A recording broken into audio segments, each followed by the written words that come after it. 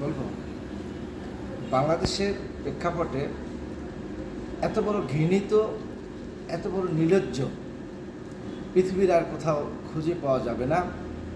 গণপ্রজাতন্ত্রী বাংলাদেশ সরকার সরকারি কর্মচারী অধ্যাদেশ 2025 পাশ করতে যাচ্ছে। তার বিরুদ্ধে সরকারি কর্মচারীরা উঠে পড়ে লেগেছেন, তারা রাস্তায় বিক্ষোভ প্রদর্শন করছে।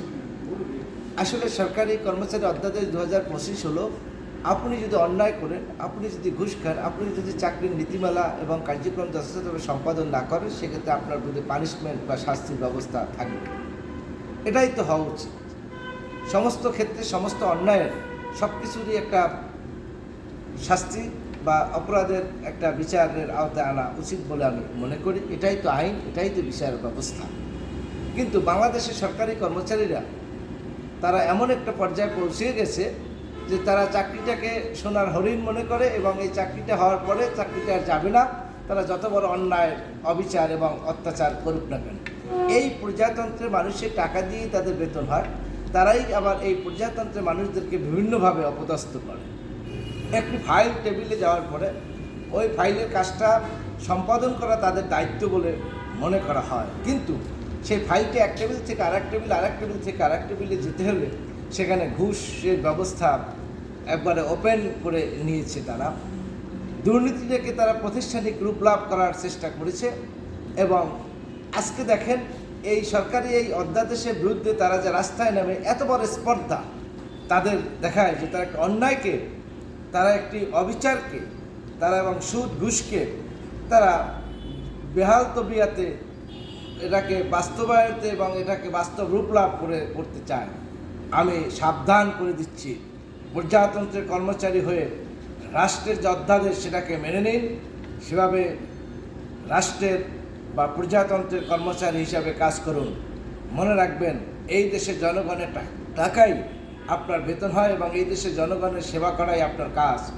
এর মাধ্যমে আপনার যে দুর্নীতির, আপনার যে অপশাসন এবং আপনার যে অত্যাচারের যে একটা বলয় আপনার ঘিরে তৈরি করে রেখেছেন, সেই জায়গা থেকে আপনাদের বের হয়ে আসতে হবে। আমি আপনাদেরকে ধিক্কার জানাই। আমি আপনাদেরকে ভাষা হারিয়ে ফেলেছি, কি ভাষা আপনাদেরকে আমি অপবাদ দেবো, আপনাদেরকে আমি গালিগালাজ করব। আপনাদেরকে মনে হয় যারা রাস্তায় বেরিয়ে আজকে বিক্ষোভ করছে, ওদের পিটিয়ে পাছার চামড়া লাল করে দেওয়া উচিত বলে আমি মনে করি। ওদেরকে এক একটাকে ধরে ধরে ওই সেই গারদে নিক্ষেপ করা উচিত, তাদের এই অপবাদ এবং তাদের এই কর্মকাণ্ডের কারণে। তারা চাচ্ছে অন্যায়কে ন্যায় হিসেবে চালিয়ে যেতে। অসম্ভব। এই পরিবর্তিত বাংলাদেশে এটা চলবে না। সচিবালয় থেকে শুরু করে সরকারি কর্মচারীরা আপনারা যতই বিক্ষোভ করেন না কেন, আপনারা যতই আপনাদের কার্যক্রম বন্ধ রাখেন না কেন, প্রয়োজনে আপনাদের সবাইকে ধরে ধরে এক একে ছাঁটাই করা হবে, বহিষ্কার করা হবে সরকারি চাকরি থেকে। তারপরও সরকারের উচিত এই অধ্যাদেশ থেকে বিন্দুমাত্র বিচ্যুতি না হওয়া। আমি একজন সাধারণ মানুষ হিসেবে বলবো, যদি সরকারি কর্মচারীরা এটা মেনে না নেয়, আর যদি তারা রাস্তায় বিক্ষোভ করে, আর যদি তারা কর্মস্থলে ফিরে না আসে, প্রত্যেকটাকে তাদের অবস্থান থেকে বাদ দেওয়া উচিত এবং আইন করে তাদেরকে একেবারে ওই গারতে নিক্ষেপ করা উচিত।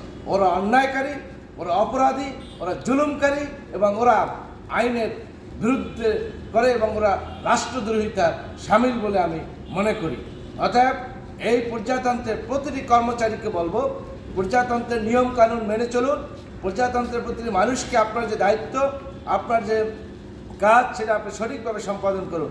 এক্ষেত্রে কোনো প্রকার উৎকোষ বা ঘুষ আপনারা গ্রহণ করতে পারবেন না। দুর্নীতিটা এদেশের মানুষের রন্ধ্রে রন্ধ্রে ছড়িয়ে পড়েছে। আজকে দুর্নীতিকে এস্টাবলিশ করতে গিয়ে তারা আজকে রাস্তায় বেরিয়েছে। সাবধান বলে দিচ্ছি, আর একদিনের জন্য রাস্তায় বের হবেন না। আপনাদের বিচার এদেশের জনগণ করবেই।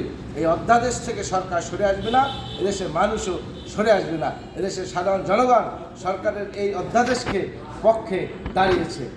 ভালো থাকবেন, আপনাদের শুভ বুদ্ধির উদয় হোক। আল্লাহ হাফেজ।